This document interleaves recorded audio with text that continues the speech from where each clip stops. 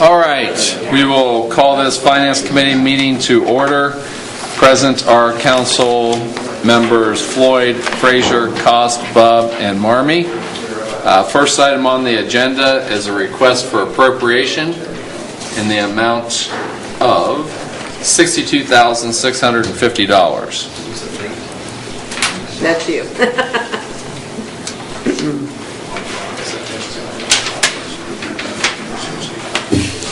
Good evening. This is Chief O'Brien's payout, who has left us to become the chief at Liberty Township. Motion. Second. Motion by Bob, second by Floyd. Any further questions or discussion? Seeing none, all those signify by saying aye. Aye. Those opposed, that motion passes 5-0. Thank you. Next item is a request for appropriation in the amount of $4,676. Yeah, this is a payout for one of our employees from the water plant that has resigned and moved on. So, motion. Second. Motion by Bob, second by Frazier. Any questions or discussion? Not all those in favor signify by saying aye. Aye. Those opposed, the motion passes 5-0.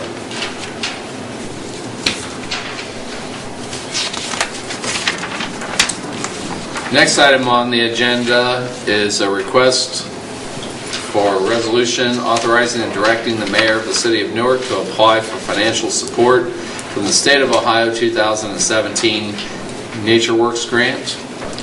This year, the city plans to apply for funding for upgrades at Wells Park. Motion. Second.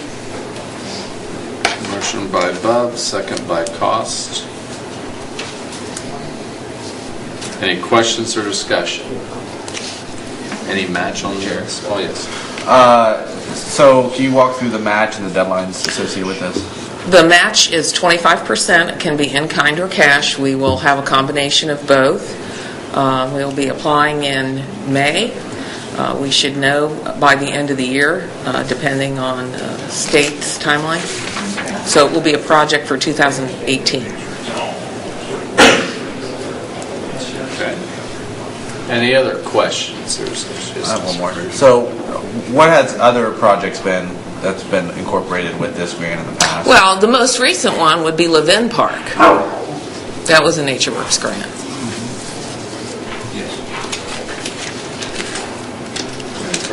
Nope.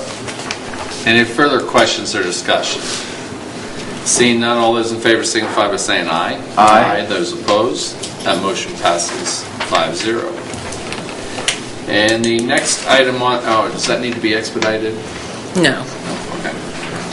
Next item on the agenda is a request for resolution authorizing and directing the mayor of the city of Newark to apply for funding from the United States Department of Justice Bureau of Justice Assistance under the Bulletproof Vest Program grant program. This is our annual application to help us out with 50% of the costs of the vests. Motion. Motion by Floyd, second by Cost. Any questions or discussion? Seeing none, all those in favor signify by saying aye. Aye. Those opposed, that motion passes 5-0. Does that need to be expedited? No. And with that, this meeting stands adjourned. We'll bring the Service Committee meeting to order. We have Mr. Bubb, we have myself filling in for Mr. Rath, we have Mr. Frazier, we have Mr. Floyd, we have the mayor. And Roger Loomis is going to do a presentation about the proposed long-term control plan. It's all yours. okay, so this is a long-term control plan. Has to do with our combined sewer overflows and how we're going to meet the federal regulation to reduce our overflows down to 4 or less per year. We work on this for a number of years. Our first and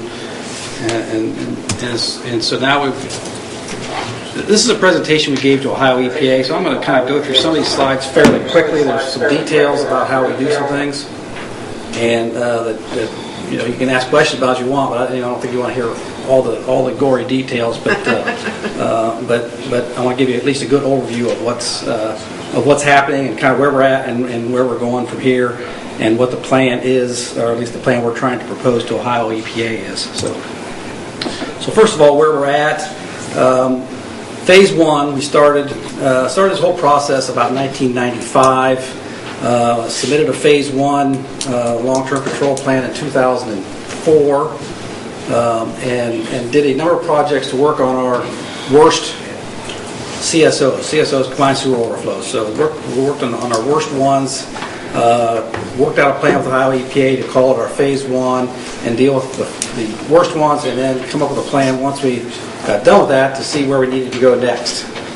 And as part of that, we put in some large interceptors all the way from Raccoon Creek all down to the wastewater plant. We eliminated a number of CSOs, put in some treatment facilities, and completed that all on time. At a cost of somewhere around $39 million. So now we have Phase 2, and we're trying to comply with the rest of this mandate from federal EPA, and that is to how we're going to handle the rest of the CSOs that we have in the city. And so that was submitted in December of 2016, and at the end of this presentation, I have some comments back from Ohio EPA. We're still negotiating the schedule with EPA, and so this is our plan we put together on how we're going to handle and how we can handle and meet the regulation, and still keep our head above water, I guess. So. Currently, as most of you know, we're working on a project downtown. This is part of all this CSO work we have going on. Basically, it's reducing CSOs in what we call CSO 5 and CSO 13, but it involves some separation, it involves some green infrastructure, it involves some new utilities, and we're hoping to have that done the first part of 2018. Overall, just want to throw this map up there to kind of show you what we have. The green, the key here is the green area. That's where all the CSOs are located, the combined sewers are located, sorry. And also that's where all the oldest sewers are at. Hence, that's why we're doing work downtown.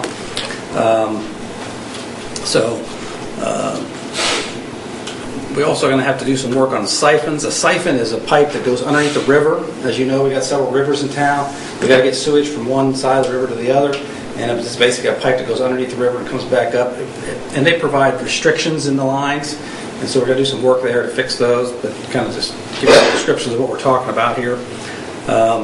And so basically the map is what we're looking at is concentrating in that area is where most of this work is going to happen, because that's where the combined sewers are at, and that's where obviously we get the overflows. And when you say restrictions in the lines, you mean that you have to shut it off on either side of the river in order to protect Well, the way a siphon works is as the flow builds up on one side of it, it siphons underneath the river. These pipes on this side are maybe a little bit bigger than what they are on the other side, so we get rain events. They can't take the flow through there to get to the bigger interceptor pipes that we have. Gotcha. And so part of that will be replacing some of those, adding those. There's a whole list of work we got to do, and that's part of it. But that's one term that comes up that people don't. If I say a siphon, they're like, what are you talking about there? We're not out siphoning sewers, so. This is part of the assessment. We went through this whole. This was almost a year and a half worth of work doing an assessment on our system and where the issues are at, how to address the issues. So you can kind of see, and you don't really need to see the numbers all that well, but you can kind of see the CSOs to the left, the graphs left are where the problems are at, and so that's how we identify which ones we want to work first. Look at where the biggest discharges are at, and what's contributing the most to the number of overflows per year. And so we did this through flow monitoring, trying to determine how much is coming out of each of the CSO during any type of rain event. So over the last year we had, I think it was 10 rain gauges throughout the city. We had about 50 flow meters within the sewer system, measuring all this and then modeling the system. So that's part of the assessment. So.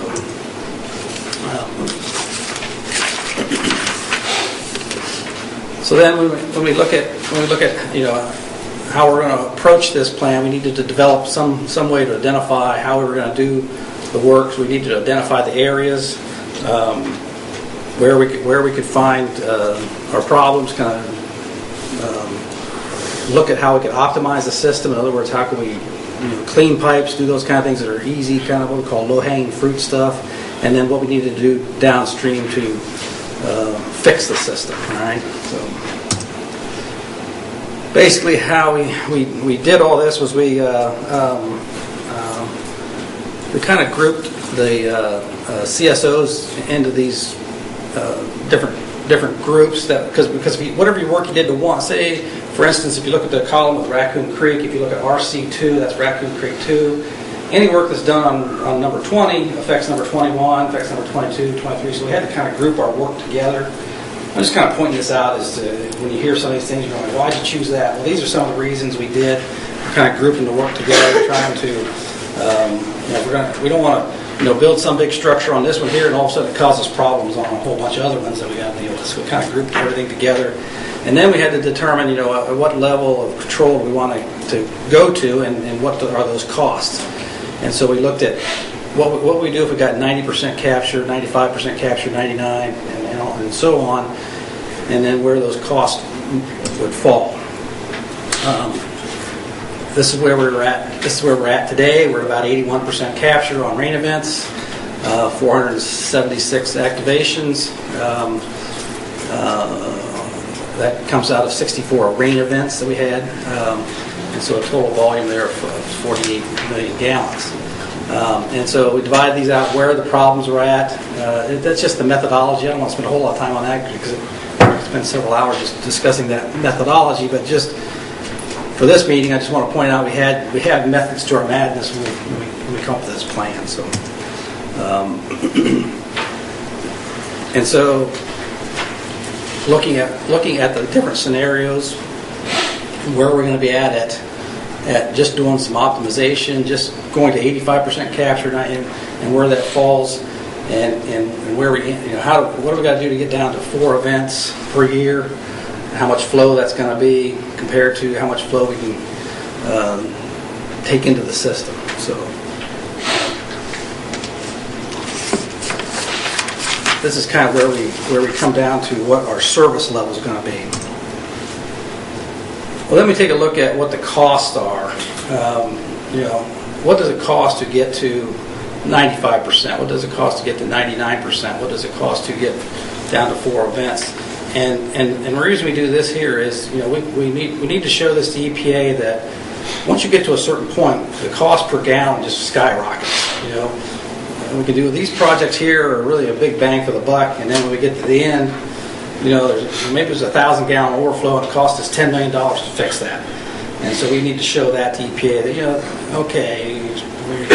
but the cost is not there for us to do that. So the car, this is a knee of the curve evaluation, and we're going to try to get to the 99% capture level, even though at 95 is really where costs start to skyrocket. So kind of the important part of our plan was to not only meet the regulation, but we also wanted to integrate that in with our aging infrastructure. We have, as part of the reason we're doing the downtown project, we have sewers that are falling apart. And so we proposed to Ohio EPA that we want to do what's called an integrated approach. We had a meeting with them last week and tried to explain this. This is our kind of our situation. We can do certain things within the city to meet the regulation. And an example is we can put a big storage tank down at Babe Ruth Park. Now, I'm just going to use that as an example. It's not what we're going to do. So, but we could do that, and that could meet the regulation. But that doesn't solve our problem with sewers that are falling apart in the downtown and north of here and down Route 13, that kind of thing. So what we're proposing to EPA is, as part of this plan, we do the separations in those areas, it solves our aging infrastructure problem, but also it gets us to the less overflows, and it's a better way for us to spend money, and we can integrate that work then with water line replacement, pavement of roads, gas line work, any work ODOT does, kind of like what we're doing here with the downtown, the bridge project. We're doing some of this separation. They're going to put a new bridge in, they're going to do some new roads. We need to do that in those cases. So integrating all those projects together so that we're not really wasting money here. We're doing not really wasting. We could go down. We could put a sewer down the road, patch it in, and then a year later, we got to put a new water line in, patch the road again. I mean, those are things we're really trying to avoid. So we're integrating two ways. We're integrating with what other projects are doing, but also integrating with meeting the regulation. So, and that's what we proposed to EPA. That's the approach we're going to take to meeting the regulation is this integrated approach.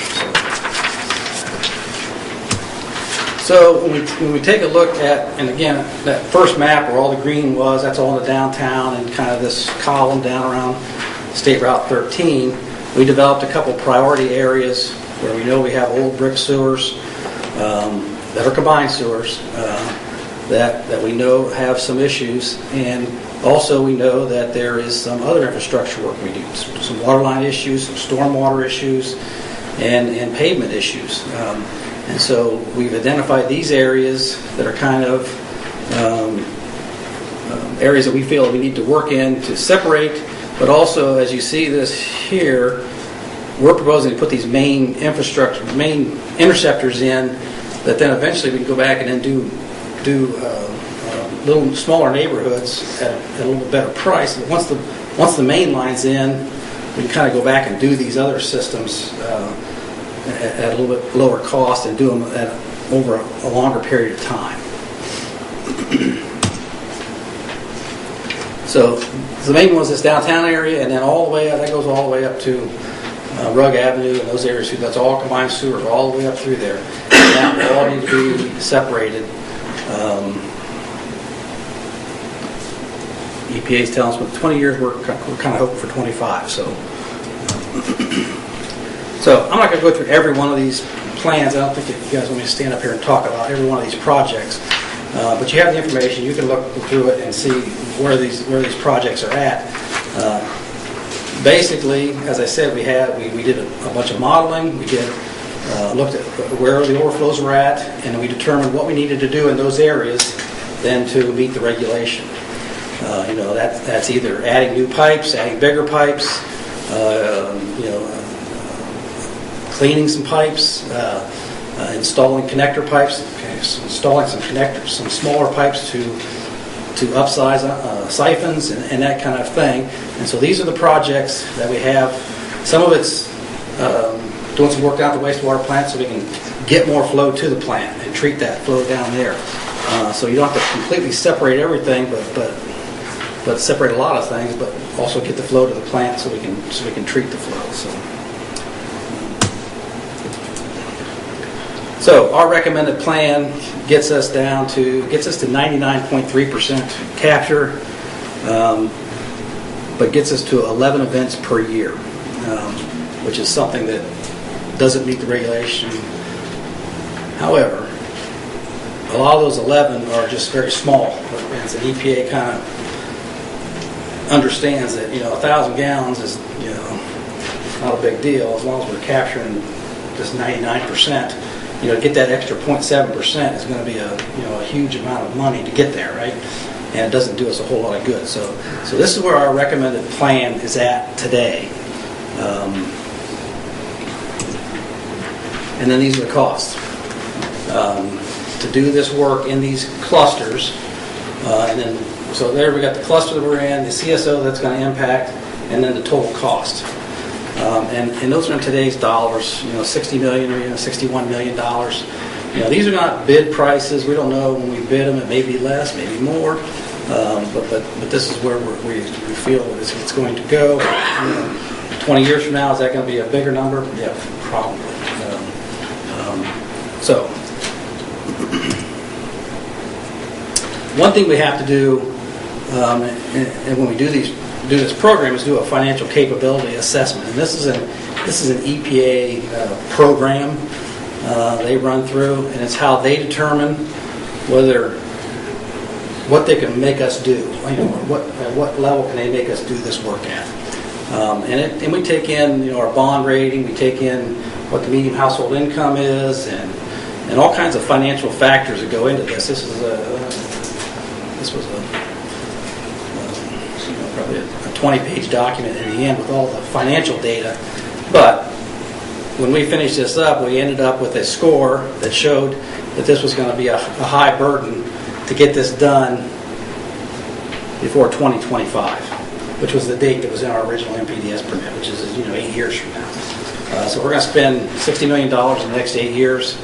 It's just not going to happen. It's going to be a real high burden on all folks.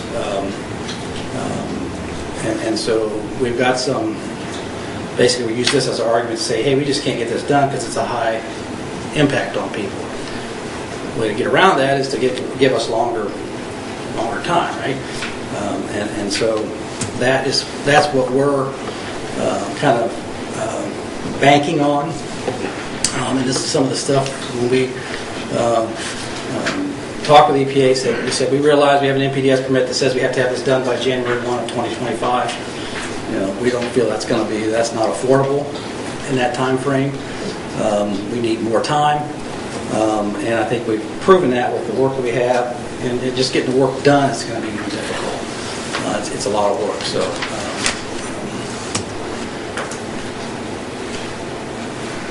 and again, it's just a kind of how we prioritize the projects when we go through and tell them what we're going to do. Looking at asset renewal, putting pipes in the ground, the CSOs, and failing infrastructure, that kind of stuff. Those are some of the items we took a look at, and then of course affordability. And so we ended up then with the prioritization of projects, and that's in your document there, the prioritization of projects. Just because they're ordered number 1 through 15, that's not the order we want to do them in. We've proposed to EPA, because of some other work that's going on, that we would like 25 years to do this, and we would like to do it in 5-year chunks. Plan 5 years of work, see where we're at on things, see what's going on around town with ODOT, with everybody else, who's doing what, and then plan another 5 years, and then plan another 5 years, so that we can integrate that work. It's hard to sit here and say, well, okay, we're going to do that work on CSO 14 in 2035.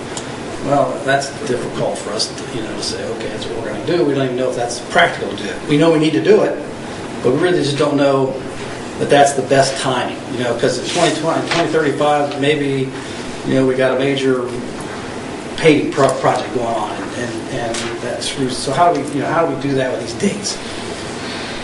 We've kind of got, I think anyway, we've got EPA convinced we can do this. We'll see in the end, but that's what we're trying to. That's our proposed plan to them. So, and this was just some of the comments that EPA sent back once we sent this in. You guys have those. I'm not going to read them verbatim or anything, but they wanted us to put more public notification of this plan. That's what we're doing here. That's why we're here talking about this, so people know about it. We had a little article in the paper over the weekend. And I just want to point out, too, we do have a CSO hotline, and we can text you whenever a CSO goes off. There's 2 of us that have signed up for that, myself and the wastewater plant superintendent. But we do that, and we do post all that stuff online. We have a CSO map. If you're concerned about that, we do have that information out there. It's still out there. So.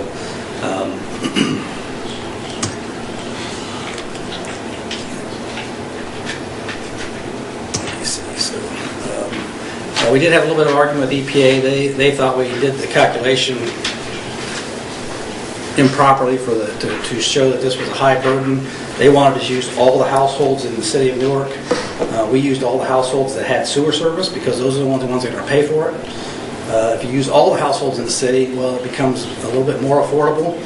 And of course, they're trying to make it look like we can do this. And it goes from a high to a medium if they do it that way. I think we've successfully argued that it's only the people who are paying the bill that should reflect that.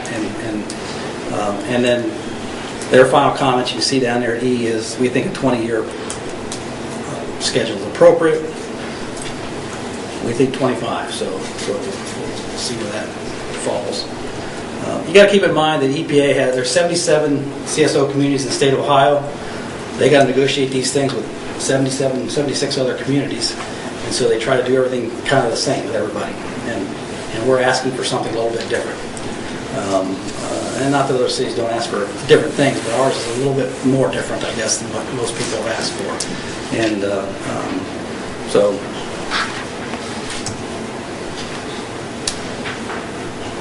The last comment about an integrated plan, the EPA's idea of an integrated plan is a little bit different than what ours is.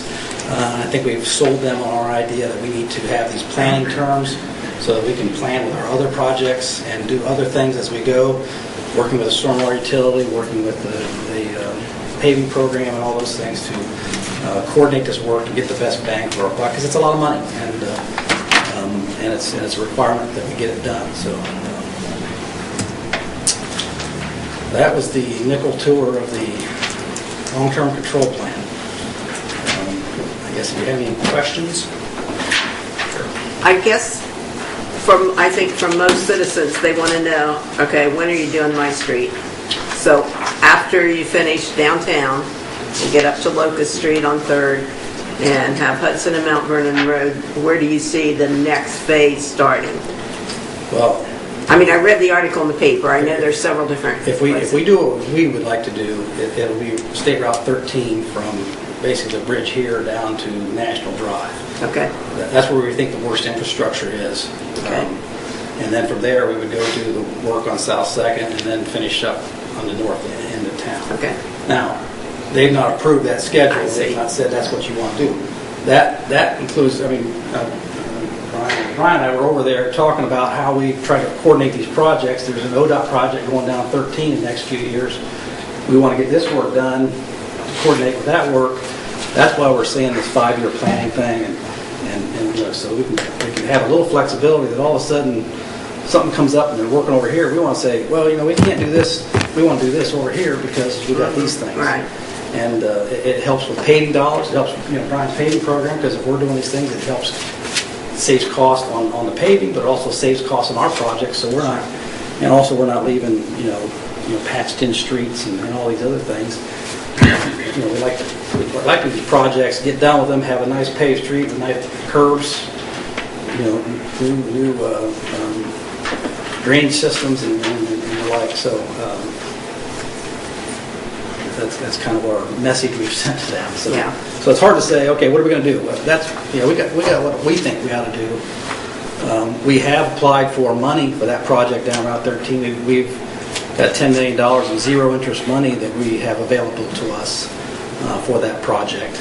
I should say EPA through DEFA, which is the Division of Environmental and Financial Assistance, has come up with a couple of programs where they're putting out $300 million worth of zero interest money for CSO cities.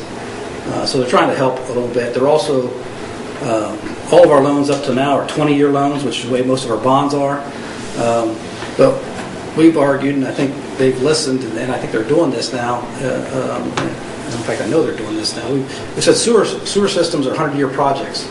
Why can't we borrow that money for 40 years as opposed to 20 years? I understand, not it's like your car. You don't want to take out a 20-year loan on your car because your car's not going to last that long. But a sewer system's going to last. It's a long time, and so they're giving up to 30 and even 40-year loans now. That makes a huge difference in how we can do this work. Because we budget based on what our annual payments are, and so obviously if you could extend that out, then we can do more work in a little bit more timely manner for the same annual price. And that stuff's going to be in the ground for 100 years, so a 40-year payment really makes some sense, and at least to us anyway, and how we manage our debt. And managing our debt is critical to this whole project. So I have a couple questions. The 20-year versus the 25-year. So you're requesting 25 years. EPA came back with 20 years. Is that 20 years from this year, or what is? 20 years from the approval date. So if they approve it, what we're hoping is our MPDS permit, which is our discharge permit, is due has been expired, and and they want to put a schedule in that NPDS permit. The NPDS permit is a 5-year permit. They want to put the entire schedule into that permit, and they have some basis for that. We want to put, so whenever And then that... every 5 years they assess it? Is that how the permit works? every 5 years we get a new permit, Yep. depending on what the new But it's the regulations same are. plan over every 5 years and it's just a new permit? Well, it's a new permit that may have different limits in it based on what's going on at the time or those kind of things. But so whenever that permit comes out, and they're going to give us a schedule. We call it a compliance schedule, and that's our legal. That's how we did phase 1. We had a permit that said, "Here's what you're going to do," and that's what we had to do. I mean, that's basically an order to do that, a mandate to do that. So. That extra 5 years doesn't seem like a lot, but how we manage our debt, that really changes how we look at our rates compared to that debt and how much, like I said, as I said in the paper, our goal is to stay in the low 25th percentile of all the rates around the state. We're still in that, even with all this money we've just spent, and then stay below what the average increases have been. And so keep that as affordable as possible. We think, just from our 30,000 foot view, that we can do that here. Now we need to do a real in-depth study of our rates and future values and all those kind of things. We need to get a few bean counters in there and look at some things that probably we don't look at real closely. But that's what we're planning on doing here in the next few months. So. The other question I have is on your estimated construction costs, SF3, what all does that encompass? Because out of all of the estimated costs, SF3 is $22 million out of 35 sub-total $1 million.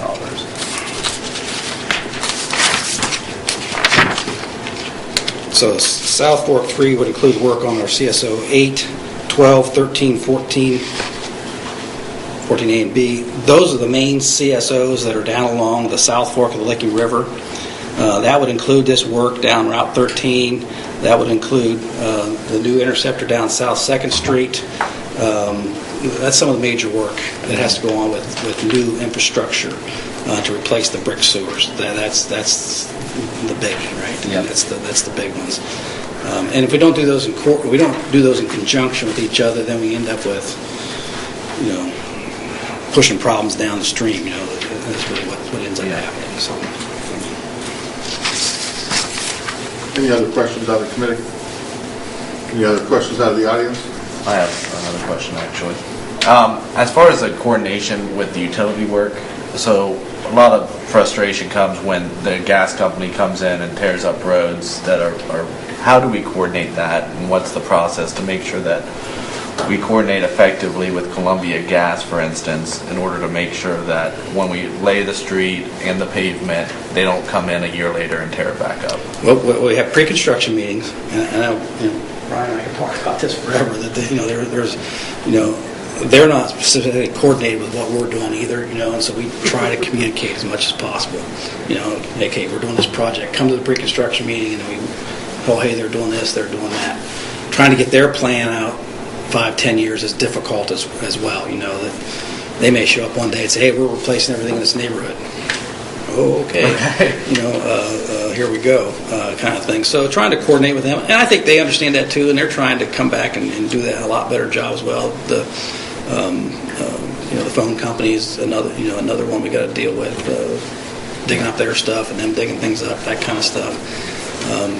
Trying a lot harder to coordinate all those things with. We can control water, sewer, and stormwater work because it's our work, right? Yep. And paving and those kind of things. Not all paving. We got ODOT got to deal with it. They may show up someday and do something,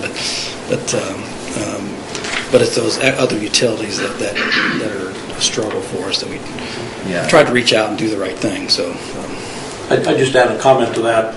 At the beginning of downtown, before we turned one shovel of dirt, there were probably 25 people representing all the utilities in the water office to talk on that issue. Now, understand that all the gas line was replaced, main trunk line in downtown, so that coordination worked wonderful on that project. There's challenges to doing it ahead of time.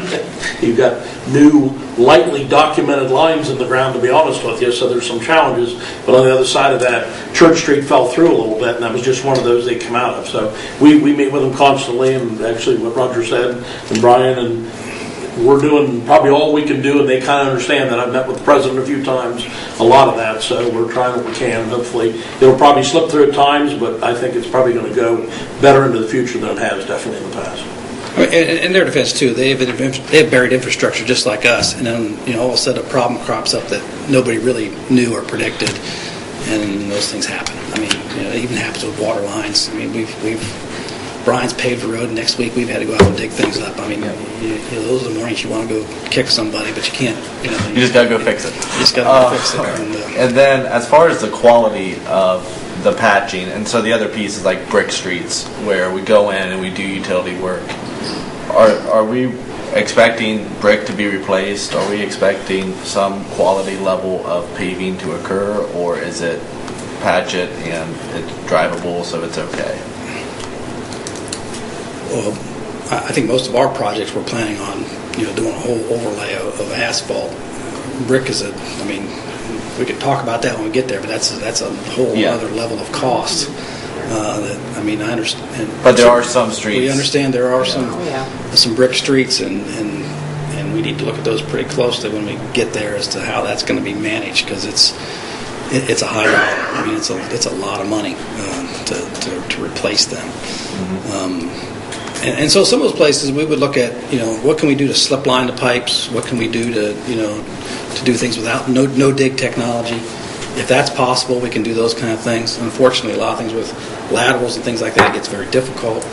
But we can do some directional boring on water line kind of stuff where we just got to do spots. I mean, we can work with some of those things if that's what we want to do to try to manage the cost. But some days it's just and I think the big concern is just the finished product, where they want a finished product that is what you started with, and that's what anybody would want. Is once we do all this construction in certain neighborhoods that people have to drive every day, are they going to say, hey, that's clearly where the water line was dug up in place with asphalt, or are they going to say, hey, it's like nothing ever even occurred? And so that's just something that we have to prioritize in order to limit the impact.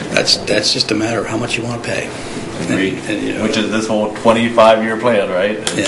How much are we going to pay? It's going to add to that. Well, this is a little different. This is EPA saying, here's what you're going to do. Mm-hmm. We're doing this trying to do it as economically as possible, but also replace infrastructure as we go that's needed.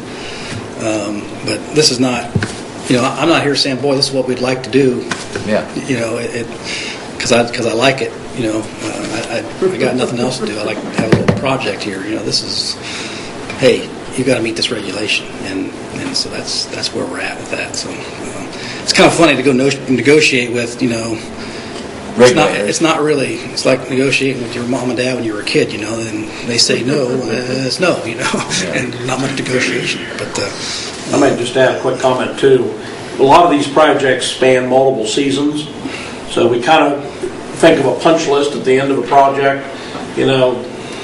When they're not quite done, Brian gets out or Roger gets out, and they look at certain things and we mark them down. You kind of got to wait till the project's done. This time of year it's hard to work with dirt, it's hard to work with seeding, it's a lot of that, and people tend to think because the workers haven't been in that neighborhood for a month or two, they think they're done with the project. They're not. They'll come back again in the spring and tidy things up, and we'll give them some input on where it needs it and things like that. So it's kind of a timing thing. It just takes some time to get to that punch list and the final thing. So,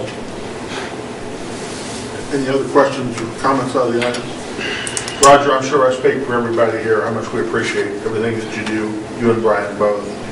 Incredible. Thanks for coming in. All right, thanks. Thank you. Thank you. And that concludes Service Committee.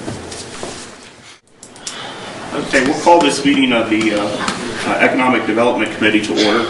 Members present are myself, Mr. Frazier, Mr. Cost, and Mr. Bubb. We have two items on our agenda this evening, two exciting items on our agenda this evening, actually. The first piece of legislation is to consider ordinance number 1717, a resolution in support of the application for an Ohio Historic Preservation Tax Credit award filed by the Licking County Foundation for the restoration of the Louis Sullivan Building in downtown Newark, Ohio. And I see the mayor's at the podium. Yep, I'd say a few words to it. It's fairly self-explanatory. It doesn't obligate us for anything other than saying it's conducive and really works into flow and sync with what we are doing around the community. The Licking County Foundation, I sat on a task force board with the Louis Sullivan Building, so we keep very attached that way and follow them as they go through that. They're going to be applying for grants and tax credits and a lot of ways to fund that, to put it back in its original state. So an endorsement from this body, as it got an endorsement letter from myself that we approve it, is very beneficial for them in their application. So they appreciate the nod, yes. Thank you, Mr. Mayor. Yep. Any questions from the committee? Mr. Frazier? Is this the first resolution we've done for the Louis Sullivan Building Yes. Board of Tax? We have done a couple other projects that as they apply for tax credits, we've done some just like this, similar. This is the first one, the Louis Sullivan. They've kind of got a plan together finally.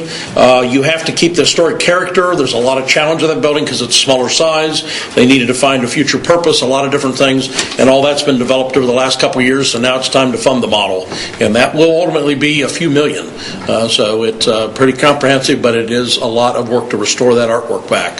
But it's quite a jewel, and people far and wide come to look at that building. So anyways, but the first one for this, yes.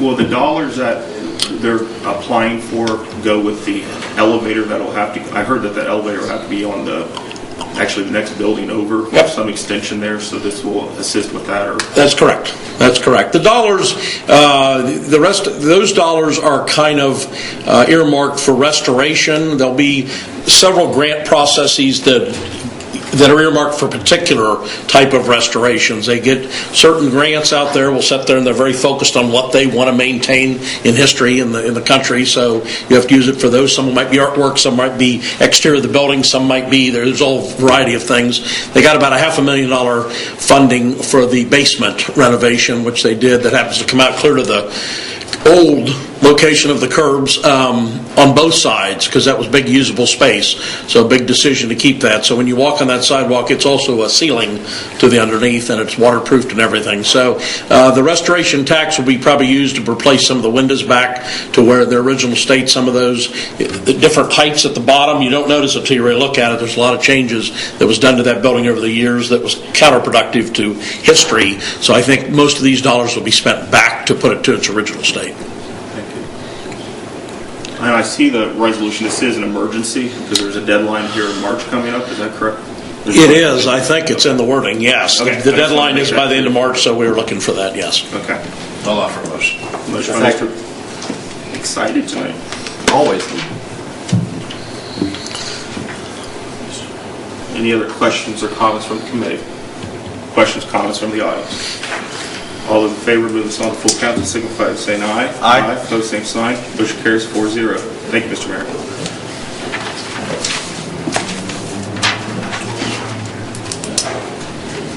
Next item on our agenda is to consider resolution number 1718 in support of efforts to secure the return of the Babe Ruth World Series to Don Edwards Park. Director Rhodes is at the podium. I just have a few comments, and then I'm going to introduce Dave Froelich, who's really doing the leg work, the groundwork. He's really the person making this come together. But when Mayor Hall came into office, one of the first decisions we had to make was whether we were going to bind the city's general fund and back a World Series. And the mayor and us, we talked about it, and we decided that if we weren't able to raise the money, it wasn't fair for those dollars to come out of the city's general fund when we're short hiring firefighters, police officers, paving, those things. So what we did is we backed away from that at that time. Through the years, we've had some discussions, and we'd like to bring the Babe Ruth World Series back to Newark.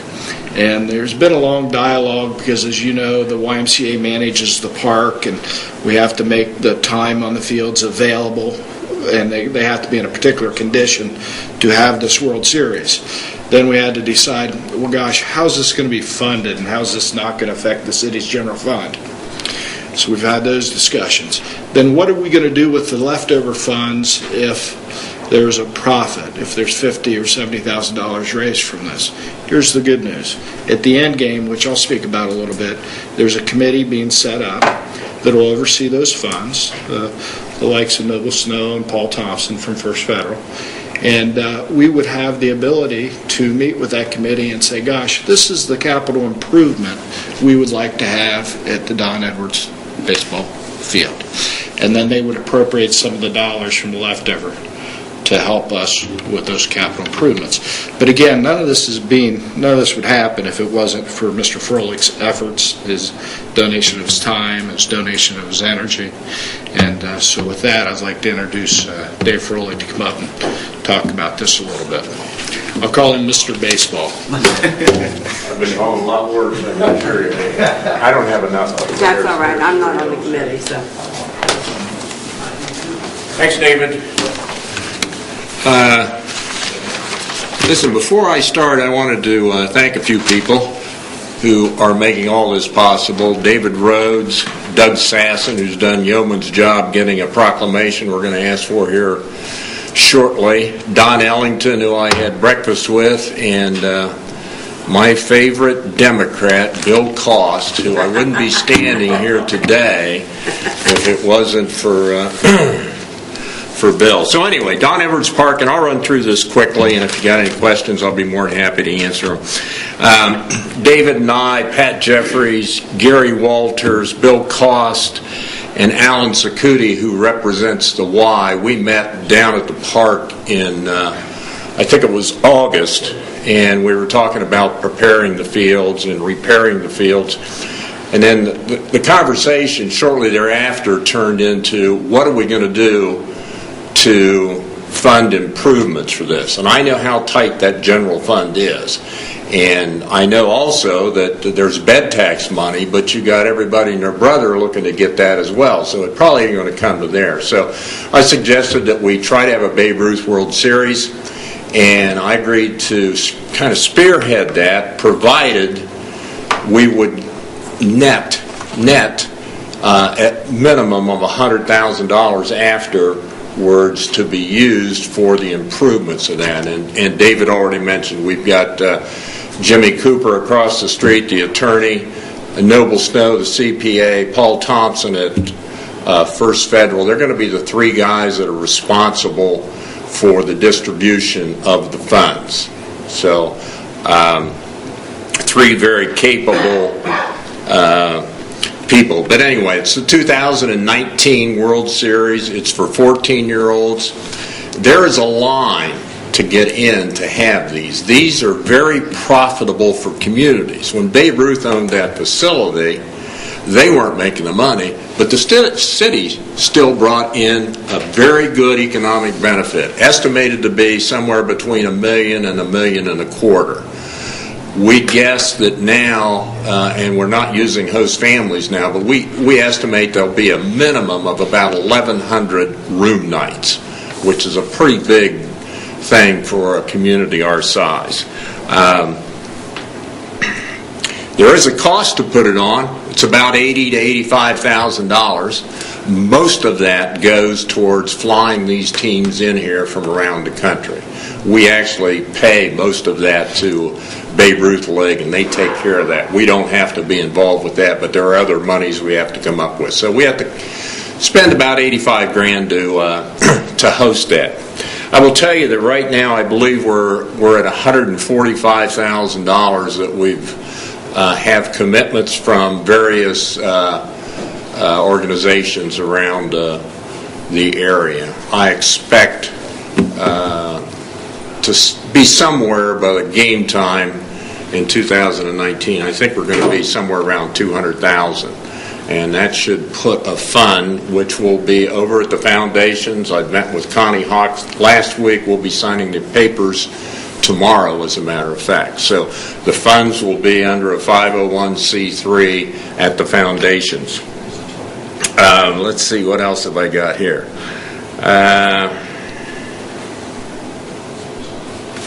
That might be about all I've got on the park. Does anybody have any questions on that, the World Series, that I might be able to answer?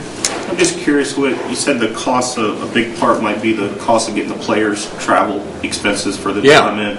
What other types of expenses go along with that? They're in that sheet that went around. We have to provide cars for every team. The host city has to provide cars. We have to provide a room, 2 rooms for each team for the coaches that we have to provide.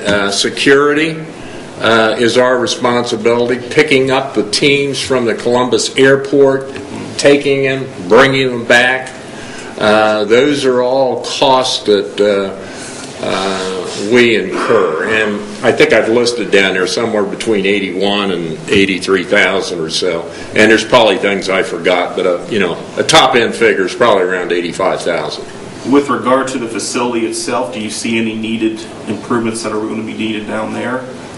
Well, the main thing is the field. The city and the Y have done a good job taking care of the facility. It looks like it did when it was new.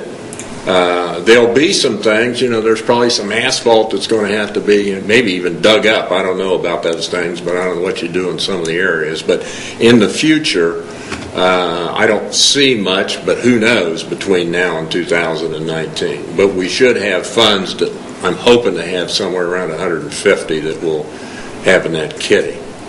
This isn't a question necessarily for you, but perhaps Director Rhodes or the Mayor.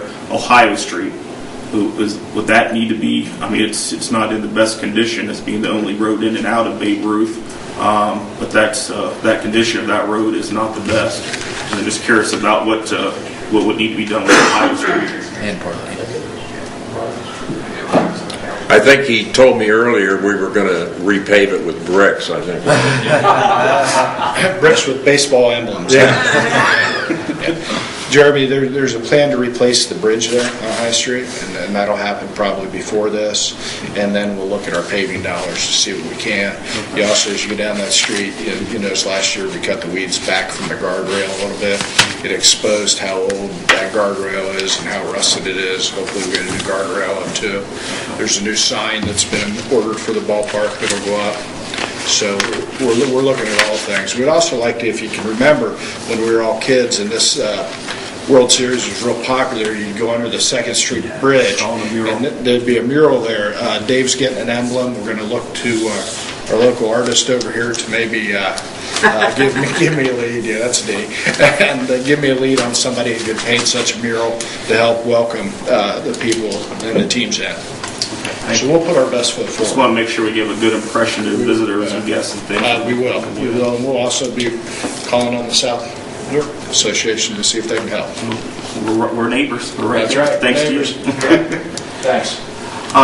Mr. Fro, would you have an electronic version of this so we can email that out to all members of council, which you gave us? I think I can. I can do that. Probably. You got that? No, but I can do that, Jerry. Oh, okay. Give that to me, and I'll get it out to I know you. you've had hard copies for us, but just want to make sure all members. The numbers are a little bit behind because every time we get a new contribution on an ad, I think it shows 125 there, but I think we're really at 145,000. Thank you very much. Questions from Mr. Frazier?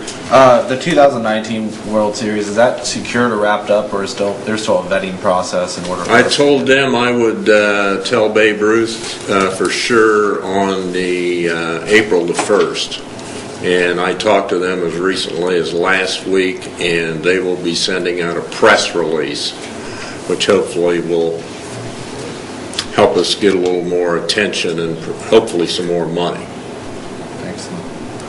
And then if it wouldn't, so if Babe Ruth, I mean, they're just waiting to make sure that we secure the funding versus saying, hey, there's this. They're waiting for us to say go. Yeah, and so it's not like, hey, here's this other city waiting that we're just going to get. Well, there are other cities waiting, but we've got it. List. Unless we tell them no on April the 1st, which I don't know why we would. But.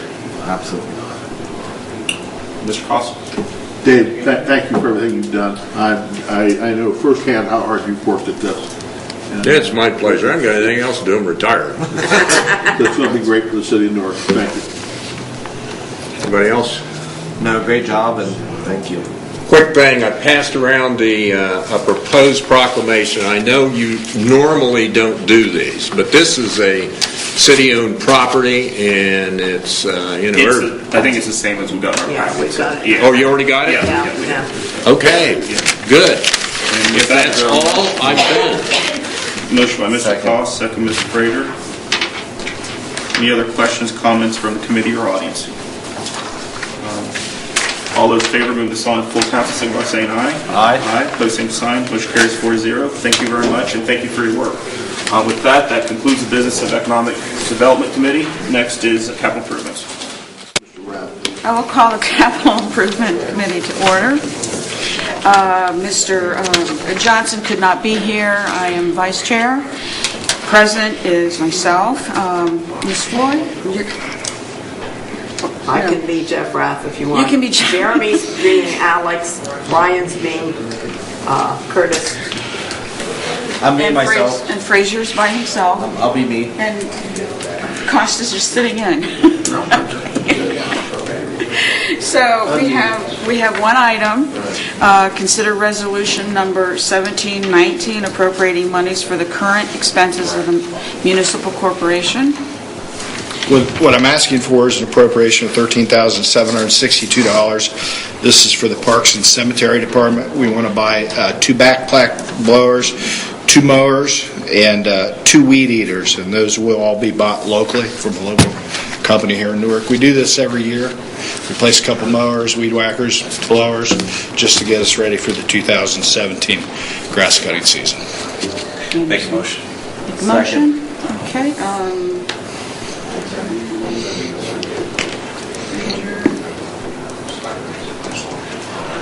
Are there any questions I have. from the, okay. Is this coming out of, what fund is this coming out of? Capital improvements. And how is the balance of the capital improvements? This will leave us approximately $40,000 left in that account. And of course, we appropriated $450,000 towards paving in the budget, and another $200,000 went towards the Cherry Valley Road project out of that too. And do you think this is all that you'll need for Parks and Recreation? We hope. We hope. I mean, somewhere around, we bought some weed whackers towards the end of last year, and so we thought if we started with 2 new ones, using ones we bought towards the end of the season, we might need more towards it. Just depends how much it rains. Okay, are there any other questions in the audience? All those in favor of passing on to full council, say aye. Aye. All those against? Passes 5-0, or Thank you. 6-0.